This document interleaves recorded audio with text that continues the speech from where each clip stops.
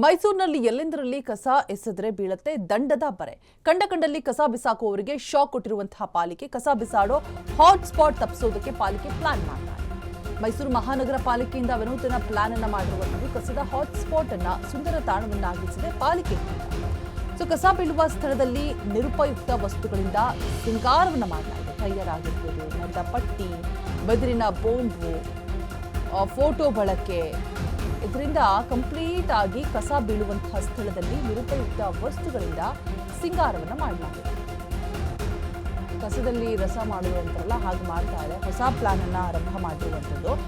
ಏನು ಮಾಡಿದ್ರು ಕೂಡ ಕಸ ವಿಲೇವಾರಿ ಆಗಿರ್ಬೋದು, ತಂದು ರಾಶಿ ಕಸಗಳನ್ನ ಎಸೆಯೋದಾಗಿರ್ಬೋದು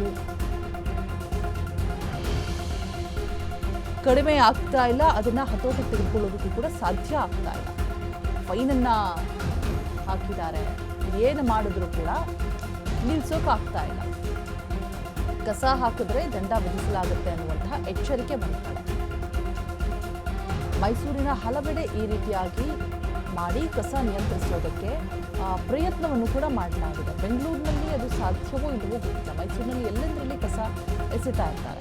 ಸಬರ್ಬನ್ ಬಸ್ ನಿಲ್ದಾಣದ ಎದುರು ಏನು ಮೂತ್ರ ವಿಸರ್ಜನೆಯನ್ನು ತಡಿಲಿಕ್ಕಾಗಿ ಸಾರ್ವಜನಿಕರಿಗೆ ಒಂದು ಅರಿವನ್ನು ಮೂಡಿಸಲಿಕ್ಕಾಗಿ ಸ್ಟೇನ್ಲೆಸ್ ಗ್ಲಾಸ್ನ ಮೂಲಕ ಏನು ಒಂದು ವಿನೂತನ ಪ್ರಯತ್ನವನ್ನು ಮಾಡಿ ಸಾಕಷ್ಟು ಪ್ರಸಿದ್ಧಿಯನ್ನು ಗಳಿಸಿದ್ದಂತಹ ಮೈಸೂರು ಮಹಾನಗರ ಪಾಲಿಕೆ ಇದೀಗ ಕಸ ಎಸೆಯುವುದರ ವಿರುದ್ಧ ಒಂದು ವಿನೂತನ ಪ್ರಯತ್ನಕ್ಕೆ ಕೈ ಹಾಕಿರ್ತಕ್ಕಂಥದ್ದು ನೀವು ದೃಶ್ಯಗಳಲ್ಲಿ ಗಮನಿಸ್ತಾ ಇದ್ದೀರಿ.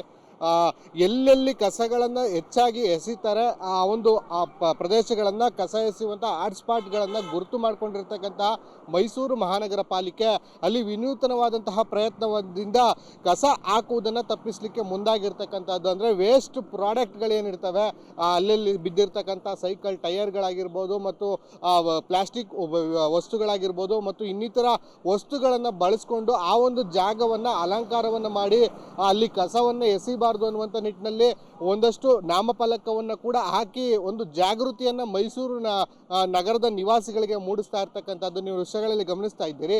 ಸೈಕಲ್ ಟೈರ್ಗಳಿಗೆ ಬಣ್ಣವನ್ನು ಹಾಕಿ ಒಂದು ಏನು ಅಲಂಕಾರವನ್ನು ಕೂಡ ಮಾಡಿರ್ತಕ್ಕಂಥದ್ದು. ಅಲ್ಲದೆ ನಿರುಪಯುಕ್ತವಾಗಿ ಬಿದ್ದಿರ್ತಕ್ಕಂತಹ ಪ್ಲಾಸ್ಟಿಕ್ ಡಬ್ಬಗಳೇನಿರ್ತವೆ ಅವನ್ನು ಕೂಡ ಏನು ಈ ಒಂದು ಅಲಂಕಾರಕ್ಕೆ ಬಳಸ್ಕೊಂಡಿರ್ತಕ್ಕಂಥದ್ದು. ಅದರ ಹಿಂಬದಿಯಲ್ಲಿ ನೀವು ಗಮನಿಸ್ತಾ ಹೋಗ್ಬೋದು ಎಷ್ಟು ಕಸದ ರಾಶಿ ಇತ್ತು ಅಂತ ಹೇಳಿದ್ರೆ ಇಲ್ಲಿ ಅದೆಲ್ಲವನ್ನು ಕೂಡ ಈಗ ಪಾಲಿಕೆ ಕ್ಲೀನನ್ನು ಮಾಡಿ ಇದೀಗ ಇಲ್ಲಿ ಈ ಒಂದು ಜಾಗಕ್ಕೆ ಅಲಂಕಾರವನ್ನು ಮಾಡಿರ್ತಕ್ಕಂಥದ್ದು. ಇದು ಕೇವಲ ಈ ಜಾಗ ಮಾತ್ರ ಅಲ್ಲ, ನಗರದ ಹಲವೆಡೆ ಏನು ಅತಿ ಹೆಚ್ಚು ರಸ್ತೆ ಬದಿಯಲ್ಲಿ ಕಸವನ್ನು ಏನು ಎಸಿತಾರೆ ಆ ಎಲ್ಲ ಸ್ಥಳಗಳಲ್ಲೂ ಕೂಡ ಇದೇ ರೀತಿಯ ಒಂದು ಪ್ಲ್ಯಾನನ್ನು ಮೈಸೂರು ಮಹಾನಗರ ಪಾಲಿಕೆ ಮಾಡಿರ್ತಕ್ಕಂಥದ್ದು. ಅಂದರೆ ಸ್ವಚ್ಛ ನಗರಿ ಅನ್ನುವಂತಹ ಹೆಸರನ್ನ ಪಡ್ಕೊಂಡಂಥ ನಂತರದಲ್ಲಿ ಸಾಕಷ್ಟು ಈ ರೀತಿಯ ಕಸದ ಹಾಟ್ ಸ್ಪಾಟ್ಗಳಿಂದಾಗಿಯೇ 2ನೇ ಸ್ಥಾನ ಅಥವಾ 3ನೇ ಸ್ಥಾನ ಇದೀಗ 8ನೇ ಸ್ಥಾನಕ್ಕೆ ಏನು ಮೈಸೂರು ಮಹಾನಗರ ಪಾಲಿಕೆ ಸ್ವಚ್ಛ ನಗರಿಗಳ ಸಾಲಿನಲ್ಲಿ ಕುಸಿದಿರ್ತಕ್ಕಂಥ ಹಿನ್ನೆಲೆಯಲ್ಲಿ ಮತ್ತೆ ಮೈಸೂರು ನಗರವನ್ನು